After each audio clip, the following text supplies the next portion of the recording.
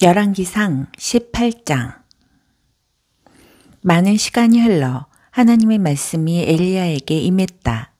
가뭄은 3년째로 접어들고 있었다. 메시지는 이러했다. 가서 아합을 만나거라.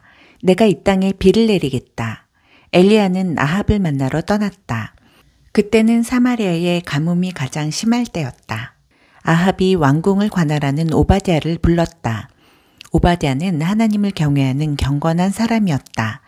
일찍이 이세벨이 하나님의 예언자들을 다 죽여 없애려고 할 때 오바댜는 예언자 100명을 50명씩 굴 속에 숨기고 음식과 물을 공급했다. 아합이 오바댜에게 명령했다. 이 땅을 두루다니며 모든 샘과 개울을 살펴보시오. 우리 말과 노새를 살릴 풀이 있나 봅시다. 그래서 그들은 그 땅을 둘로 나누어 아합은 한쪽 길로, 오바댜는 다른 쪽 길로 나섰다. 오바댜가 길을 갔는데 갑자기 엘리야가 나타났다. 오바댜가 무릎을 꿇고 공손히 절하며 큰 소리로 말했다.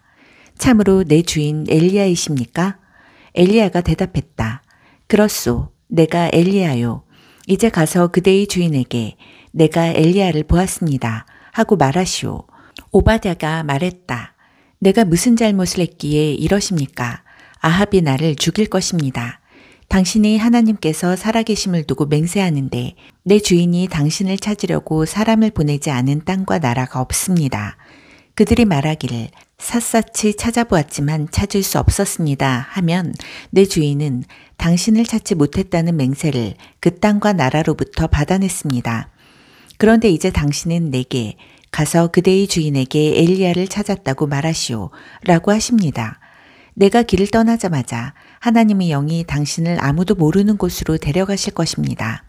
내가 아합에게 보고할 때쯤이면 당신은 이곳에 없을 텐데 그러면 아합은 나를 죽일 것입니다. 나는 어려서부터 경건하게 하나님을 섬겨왔습니다.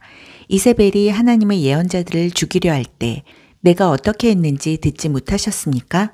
나는 목숨을 걸고 그들 100명을 50명씩 나누어 굴에 숨기고 어떻게든 음식과 물을 공급해 주었습니다.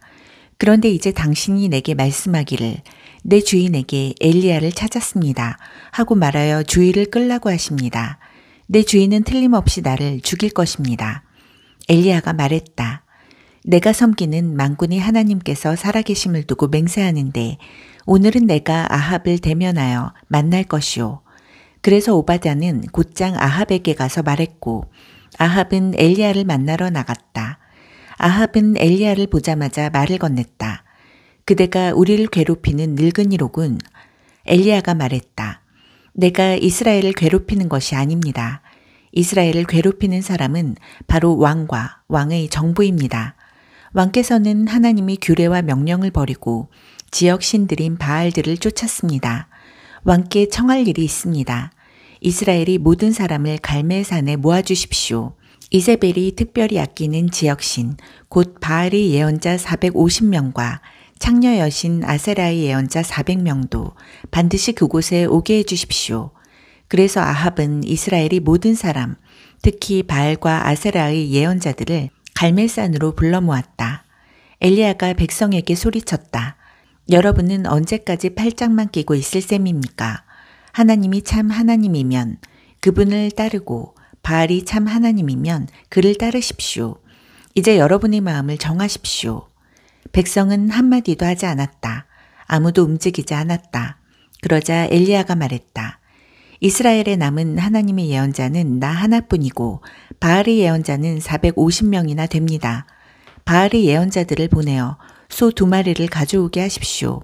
그중 1마리를 택하여 잡아서 제단 장작 위에 버려놓되 불은 붙이지 마십시오.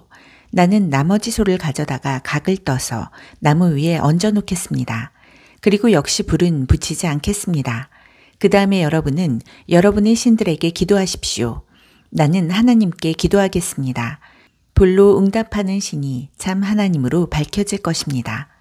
온 백성이 동의했다. 좋은 생각입니다. 그렇게 합시다.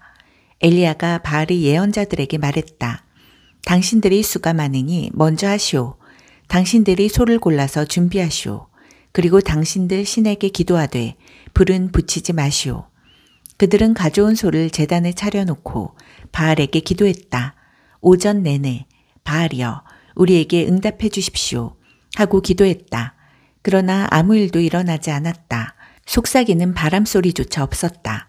다급해진 그들은 자신들이 만든 제단 위에서 쿵쿵 뛰며 발을 굴렀다. 정오에 이르러 엘리야가 그들을 놀리며 조롱하기 시작했다. 더 크게 불러보시오. 바알도 명색이 신이 아니오. 어쩌면 어디 다른 곳에서 묵상 중이거나 다른 일을 보고 있거나 휴가 중일지도 모르지 않소. 혹 늦잠을 자고 있다면 어서 깨워야 할 것 아니오. 그들은 점점 더 큰 소리로 기도하며 그들이 흔히 하는 의식에 따라 예리한 칼로 제 몸에 상처를 냈고 마침내 온몸이 피투성이가 되었다. 정오가 한참 지나도록 그러기를 계속했다. 그들은 뭔가 해보려고 자신들이 알고 있는 모든 종교적 수단과 방법을 다 써보았지만 아무 일도 일어나지 않았다.